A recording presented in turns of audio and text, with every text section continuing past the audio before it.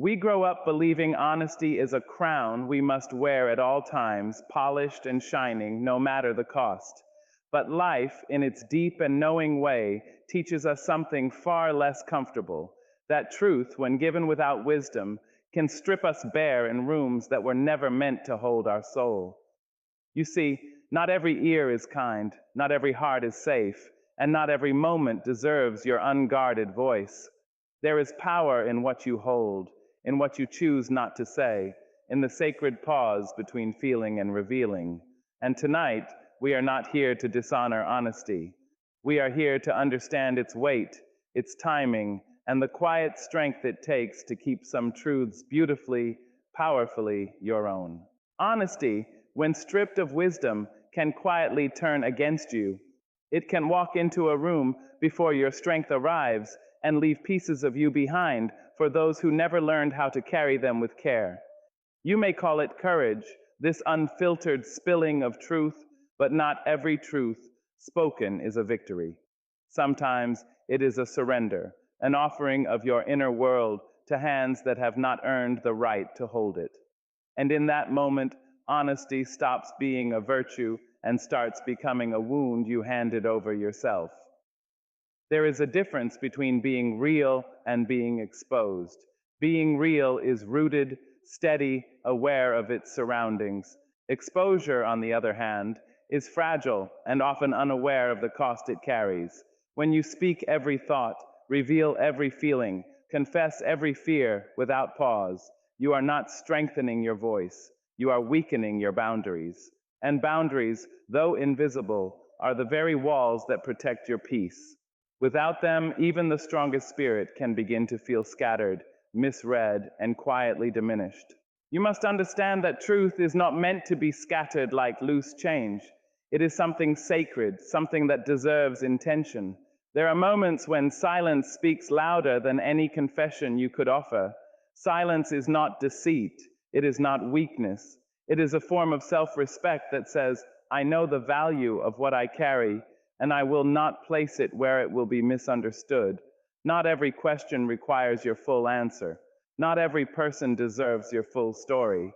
And there are people, whether they know it or not, who will use your honesty as a map to your vulnerabilities. They will learn where you bend, where you break, where your heart softens, and they may not always treat that knowledge with kindness. This is not a call to become guarded to the point of isolation, but a reminder that discernment is a form of power. You are allowed to choose what to reveal and when. You are allowed to protect the parts of you that are still growing, still healing, still becoming. Honesty should not cost you your dignity. It should not leave you feeling smaller, exposed, or regretful in its aftermath. True honesty, guided by wisdom, knows how to stand tall without giving everything away. It knows how to speak clearly without emptying the soul. And perhaps the greatest lesson is this: you do not owe the world constant access to your inner voice. Some truths are meant to be lived quietly, held gently, and shared only where they will be honored. So learn the art of measured truth. Learn the strength in restraint, because when honesty is guided by wisdom, it no longer destroys your power. It becomes the very thing that protects it. Not everyone who stands before you is meant to stand within you. There are people who will smile at your words, yet never honor their meaning, who will listen not to understand, but to measure what they can take, what they can use, what they can quietly turn against you. And still, we are taught to open ourselves wide, to believe that honesty is a door that must never close. But wisdom whispers something gentler and far more powerful. It tells you that your truth is not a public offering. It is a home, and not every visitor should be invited inside. There is a sacredness to your story, to the battles you have fought in silence, to the thoughts you carry in the quiet corners of your mind. When you give that away too easily to people who have not shown care, consistency, or respect, you risk placing something precious into careless hands. And careless hands do not always break things loudly. Sometimes they diminish them slowly through indifference, through misunderstanding, through a lack of depth that leaves you feeling unseen even after you have revealed so much. It is not cruelty to be selective, it is clarity. You begin to understand that access to you is something to be earned, not assumed. Just because someone asks does not mean they are ready to receive. Just because you can speak does not mean you should. There is a quiet power in choosing who gets to hear your truth in its full, unfiltered form. That choice does not make you distant, it makes you discerning. And discernment is the quiet guardian of your peace. You will meet people who are only comfortable with the surface version of you, who prefer your laughter but cannot hold your pain, who welcome your presence but resist your depth. To give such people your full truth is to pour into a space that cannot contain you. And when that truth spills over, when it is met with silence or dismissal, it can leave you questioning your own worth. But the truth was never the problem, the audience was. So you learn, slowly and sometimes through heartbreak, that honesty must be paired with awareness. You begin to read not just words, but intentions. You notice who listens with care, who responds with understanding, who holds your vulnerability without turning it into something small. Those are the spaces where your truth can breathe. Those are the people who deserve to hear it. Until then, you hold parts of yourself with quiet dignity. You protect what is still tender. You honor what is still becoming. And in doing so, you reclaim a power that was never meant to be given freely to the world, but shared wisely with those who have proven they can carry it with respect. There is a quiet line, often unseen yet deeply felt, between speaking your truth and laying your heart bare without shelter. Many mistake the two as one and the same, believing that to be honest is to reveal everything, to empty every emotion into the open air. But truth, in its purest form, does not demand that you unravel yourself completely. It asks only that you stand in what is real, without surrendering what is sacred. Emotional exposure, on the other hand, is a different language. It is what happens when feelings rush ahead of understanding, when pain speaks before it has been given the dignity of reflection. In those moments, words are not chosen, they spill, and once they are out, they cannot be gathered again. You may feel a temporary release, a fleeting sense of relief, but often it is followed by a quiet ache, a realization that you have shown parts of yourself to someone who did not know how to hold them. Truth is steady, it is grounded, it does not tremble under the weight of being seen. When you speak truth, you are not seeking validation, nor are you hoping to be rescued. You are simply expressing what is, with clarity and calm. Emotional exposure, however, often carries an unspoken plea to be understood, to be comforted, to be met in your vulnerability. And there is nothing wrong with that desire, but when it is placed in the wrong space, it can leave you feeling more alone than before. You must learn to ask yourself not just, is this true? But also, is this the right moment, the right space, the right person? Because timing and audience shape the impact of your words as much as the words themselves. A truth shared with intention can build connection, respect, and understanding. The same truth poured out in a moment of emotional overflow can be misread, dismissed, or even used in ways you never intended. There is strength in pausing before you speak, in allowing your emotions to settle so your truth can rise clearly from beneath them. This does not mean suppressing what you feel. It means honoring it enough to express it in a way that protects your dignity. You are not required to turn every emotion into a conversation. Some feelings are meant to be understood within, not displayed without.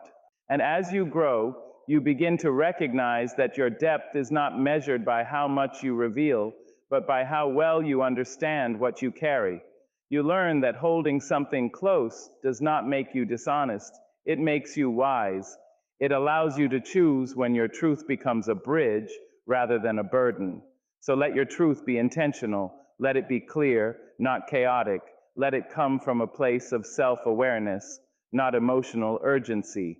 Because when you learn the difference between truth and exposure, you no longer give pieces of yourself away in moments of overwhelm. You offer them carefully and powerfully in moments that truly deserve them.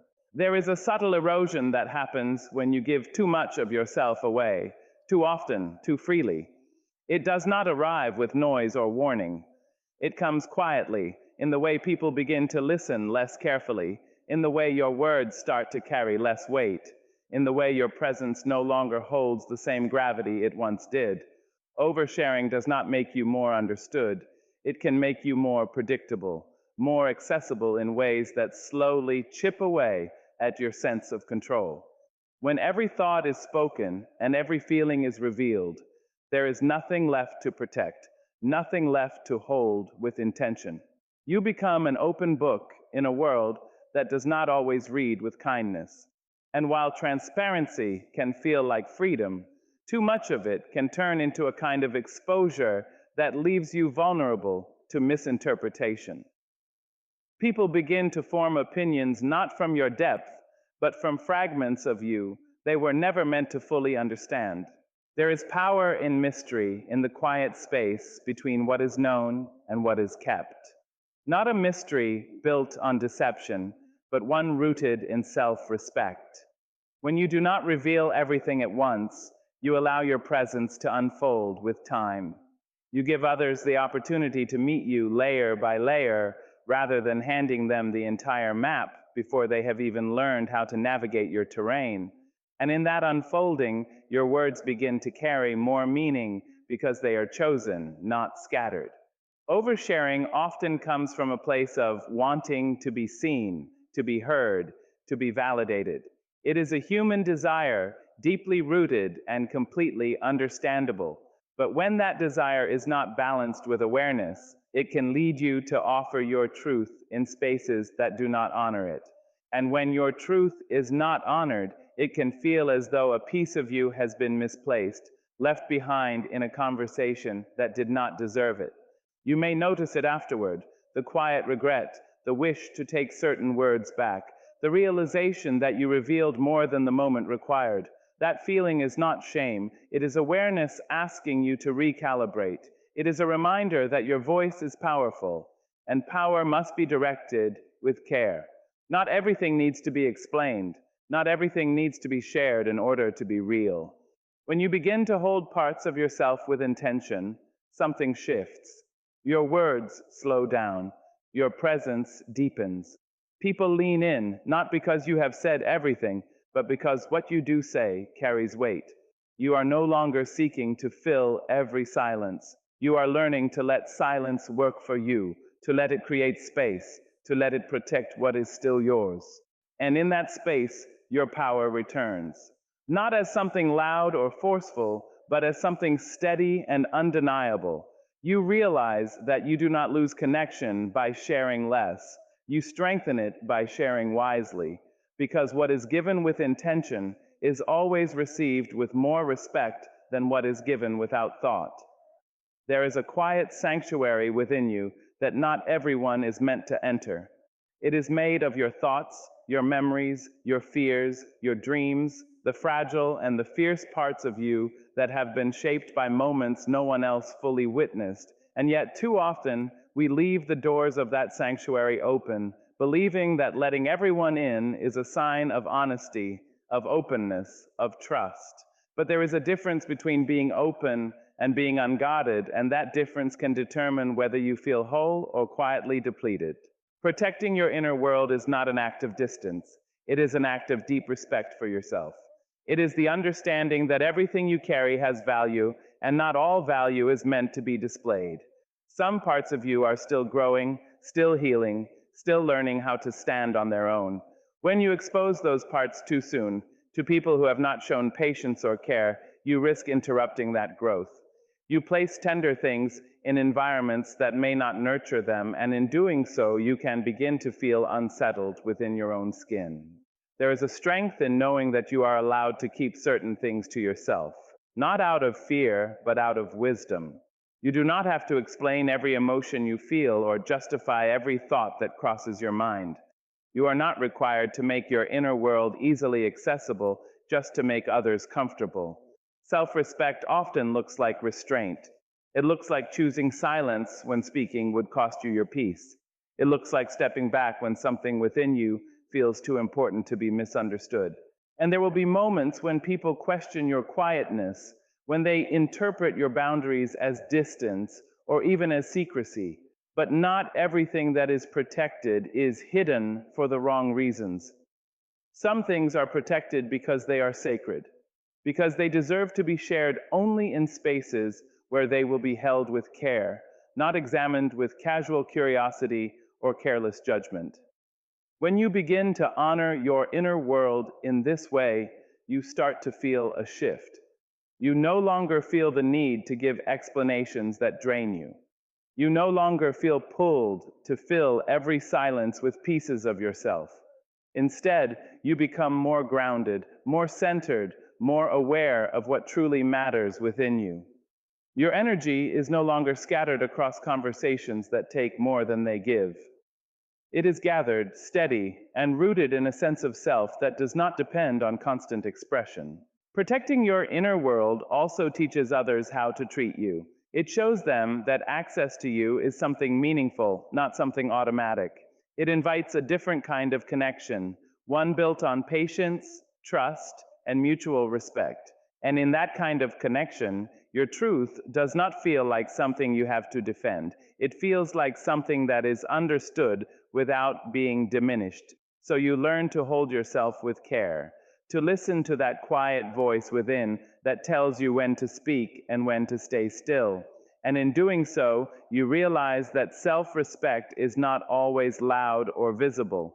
Sometimes it is simply the choice to keep something precious within you, untouched by a world that has not yet proven it deserves to see it. There is a kind of truth that loses its strength not because it is false, but because it is spoken at the wrong moment. Timing is not a detail, it is the frame that holds the meaning of your words. The same sentence, spoken in haste, can create distance, while spoken with awareness can build understanding that lasts far beyond the moment. Truth, when rushed, often carries the weight of emotion rather than the clarity of wisdom, and that difference shapes how it is received and remembered.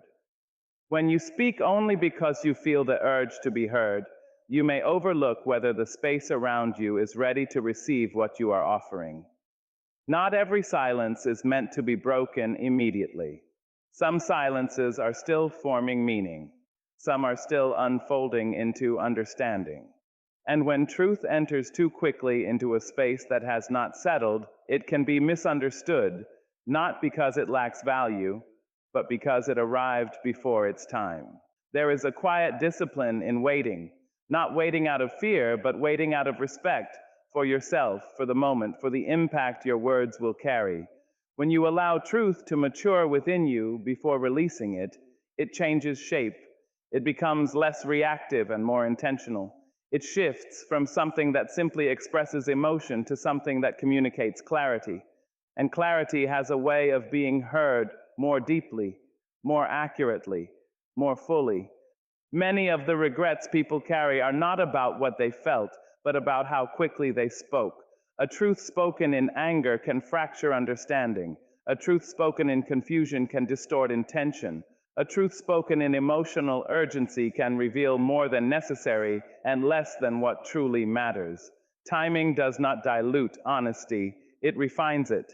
It allows honesty to arrive in a form that others can actually hold without misinterpreting its weight. You begin to understand that silence is not the opposite of truth.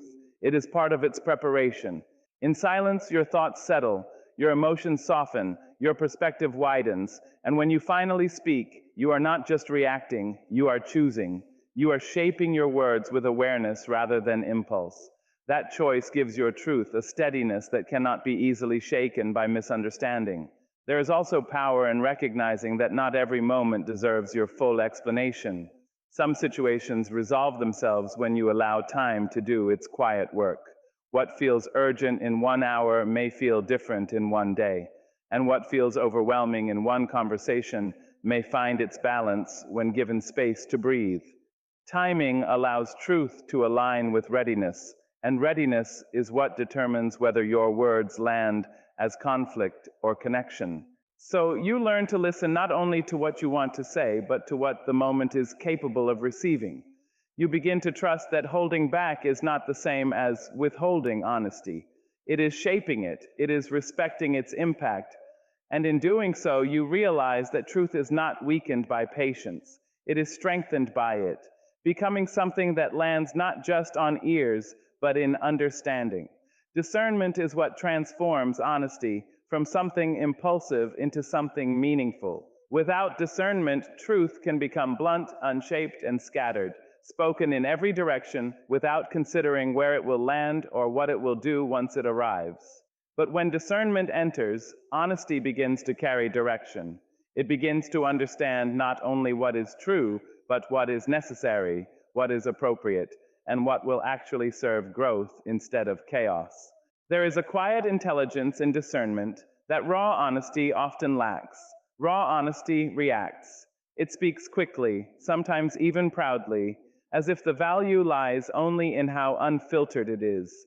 But discernment pauses long enough to ask a deeper question. What will this truth create if I release it right now? That question changes everything. It turns speech into responsibility rather than impulse, and it turns expression into something shaped by awareness instead of emotion alone. Many people mistake bluntness for strength, believing that saying everything as it is, without adjustment, makes them authentic. But authenticity is not the absence of refinement. Authenticity is alignment.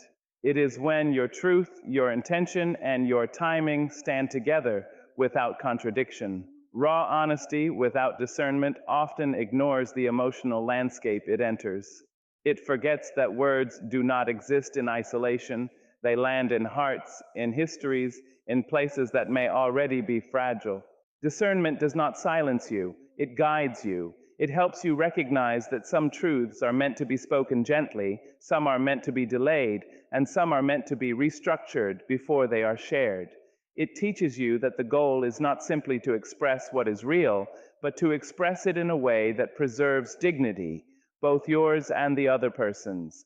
Because truth that damages unnecessarily is not stronger truth, it is unrefined truth. There is also wisdom in recognizing that not every truth requires a witness. Some truths are meant to be understood internally, where they can mature before being shaped into words.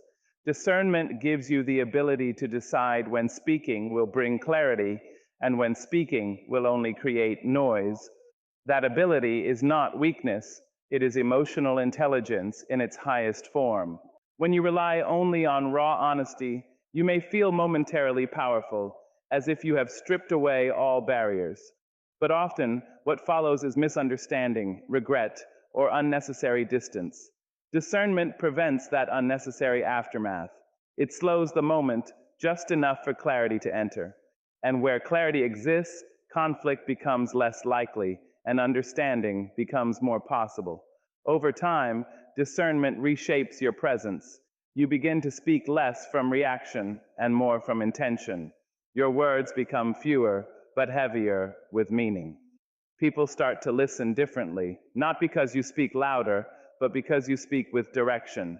And in that shift, your voice gains a kind of quiet authority that raw honesty alone can never sustain. So you learn that honesty is not diminished by discernment, it is refined by it. Discernment does not take away your truth, it gives it shape, timing, and purpose. And when truth is shaped with care, it no longer simply exists in the world. It moves through it with influence, clarity, and a strength that does not need to prove itself to be felt. There is a part of you that was never meant to be handled carelessly, a part that formed in silence, in moments where you were learning how to survive what you could not yet explain. That part is your vulnerability. And it is not a weakness waiting to be exposed.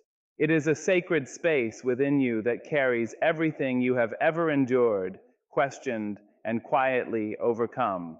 Yet, in a world that often rewards openness without boundaries, vulnerability is frequently mistaken for something to be displayed without thought. People are encouraged to be open, to share everything, as if the act of revealing automatically creates healing. But not every revelation heals. Some simply leave you more exposed than before, especially when offered to hands that do not understand the weight of what they are holding. Your vulnerability is not public property. It is not a currency to be spent freely in every conversation, nor is it an obligation you owe to every person who shows curiosity about your life. Just because someone asks does not mean they are ready to receive. Just because you can speak does not mean you should. There is wisdom in choosing where your softer places are seen and where they remain protected. There is a sacredness in what you have survived privately, in the tears no one witnessed, in the thoughts you never voiced, in the nights you held yourself together when there was no one else to do it for you. Those experiences are not meant to be scattered into environments that lack care. When vulnerability is placed in unsafe spaces, it does not become understood. It becomes reduced, misinterpreted, or even used in ways that strip it of its dignity. And still, there is a pressure to perform openness, as though honesty must always be allowed to be real. But true emotional strength does not always announce itself. Sometimes it looks like restraint. Sometimes it looks like choosing silence over explanation. Sometimes it looks like knowing that what you carry inside you deserves time, trust, and respect before it is spoken into the world. When you begin to understand the sacredness of your vulnerability, something within you shifts. You stop rushing to explain yourself to everyone. You stop offering your deepest truths to people who have not shown the capacity to hold them gently. And in that space of restraint, you begin to feel something unfamiliar but powerful, peace that is not dependent on being fully known by everyone. There are people who will only ever understand you in fragments, and that is not a reflection of your worth, but of their capacity. Not every person deserves access to your most delicate truths. Some are meant to know you only in layers, not in entirety. And that choice, to reveal slowly, intentionally, wisely, is not distance. It is protection shaped by experience. Because when vulnerability is treated as sacred, it changes how you move through the world. You no longer offer yourself in pieces just to be understood quickly. You begin to value depth over immediacy, presence over exposure. And in doing so, you reclaim something essential, the right to decide who gets to witness your softness and under what conditions. And that is where real power begins, not in how openly you can be seen, but in how wisely you choose to be known. There is a quiet form of power that does not announce itself, does not compete for attention, and does not rush to be understood. It is the power of restraint. And though it often appears as silence to those who do not recognize it, in truth, it is one of the highest forms of influence a person can develop, because restraint is not the absence of voice, it is the discipline behind it. When you master restraint, you stop reacting to every moment that provokes you. You stop answering every question that is placed before you. You stop turning every emotion into an immediate expression. Instead, you begin to observe, to understand, to choose. And in that choice, your presence begins to carry more weight than your words ever could on their own. There is something deeply disarming about a person who does not feel the need to prove themselves constantly. They do not chase every misunderstanding to correct it. They do not rush to fill silence with explanation. They do not give away their entire inner world just to be perceived correctly in a single moment. And because of that, their words, when they do speak, arrive with clarity, intention, and undeniable impact. Restraint teaches you that not every situation deserves your immediate response. Some situations resolve themselves when left untouched by impulsive reaction. Others reveal their true meaning only when you step back far enough to see them clearly. And some, when met with silence instead of urgency, lose the power they once seemed to have over you. There is also a subtle shift that happens when you stop overgiving your reactions. People begin to notice your stillness. They begin to measure your words more carefully. They begin to understand that when you do speak, it is not out of habit or emotion, but out of intention. And intention carries a kind of authority that volume and repetition can never replace. But restraint is not about suppression. It is not about denying what you feel or pretending that nothing affects you. It is about holding your inner world with enough respect that you do not let it spill into every environment without thought. It is the understanding that your energy is not limitless and your voice is not meant to be spent carelessly. In time, restraint becomes less of an effort and more of a way of being. You begin to feel the difference between what must be said and what can remain unspoken. You begin to recognize that silence is not empty. It is full of awareness, full of observation, full of strength that does not need validation to exist. And this is where influence begins to take shape, not through force, but through presence. People start to lean in more, not because you are louder, but because you are rarer in your expression. Your words begin to carry consequence, your silence begins to carry meaning, and your decisions about when to engage and when to withdraw begin to define how others respond to you. Mastering restraint ultimately means mastering yourself. It means no longer being led by impulse, but guided by awareness. And when you reach that place, influence is no longer something you chase. It becomes something you naturally embody, because you have learned the rare discipline of knowing that what you choose not to say can sometimes speak louder than anything you ever could.